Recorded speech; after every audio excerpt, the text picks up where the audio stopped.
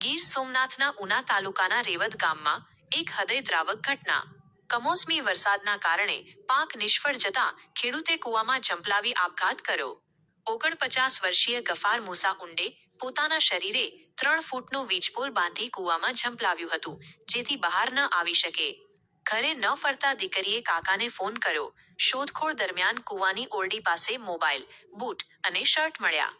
મોટરથી પાણી કાઢી 3 તરવૈયાની મદદથી મૃતદેહ બહાર કાઢાયો. ગફારભાઈ પાસે 9 વીઘાની જમીન હતી. મગફળીનો આખો પાક બગડી ગયો. મંડળીમાંથી 2 લાખ રૂપિયાની લોન લીધી હતી અને 2 દીકરીની સગાઈ થઈ ગઈ હતી. પાક બગડવાથી તણાવમાં આવી તેઓએ આ પગલું ભર્યું. ગામના સરપંચે સરકારે કુટુંબને વળતર આપવાની માંગ કરી છે. આ ઘટનાએ આખા ઉના પંથકને હચમચાવી દીધું છે. પાકના ભરોસે જીવતા ખેડૂતનું સપનું વરસાદે ધોઈ નાખ્યું. ગીર સોમનાથના ઉના તાલુકાના રેવદ ગામમાં એક હૃદયદ્રાવક ઘટના. કમોસમી વરસાદના કારણે પાક નિષ્ફળ જતા ખેડૂતે કૂવામાં ઝંપલાવી આપઘાત કર્યો.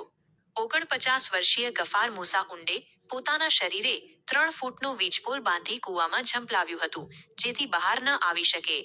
ઘરે ન ફરતા દીકરીએ કાકાને ફોન કર્યો. શોધખોળ દરમિયાન કૂવાની ઓરડી પાસે મોબાઈલ, બૂટ અને શર્ટ મળ્યા. મોટરથી પાણી કાઢી 3 તરવૈયાની મદદથી મૃતદેહ બહાર કાઢાયો.